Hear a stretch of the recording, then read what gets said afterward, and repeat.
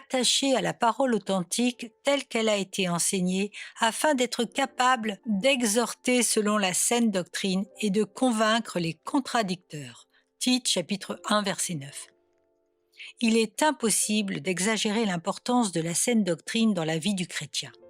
Il est impératif de penser juste à propos de tous les sujets spirituels si vous voulez mener une vie juste. De même qu'on ne cueille pas des raisins sur des épines, ni des figues sur des chardons, une personnalité droite ne naît pas d'une doctrine malsaine.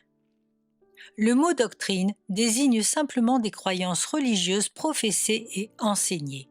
C'est le devoir sacré de tous les chrétiens, d'abord en tant que croyants, ensuite en tant qu'enseignants de croyances religieuses, de s'assurer que ces croyances sont vraiment conformes à la vérité.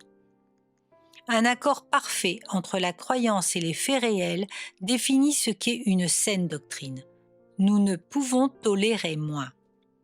Chaque génération de chrétiens doit examiner ses croyances.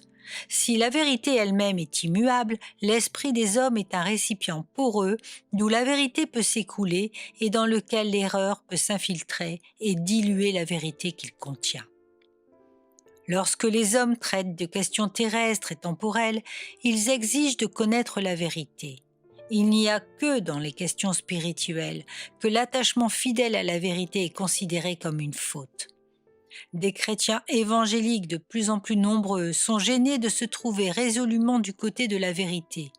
Mais la force morale s'est toujours accompagnée de croyances précises.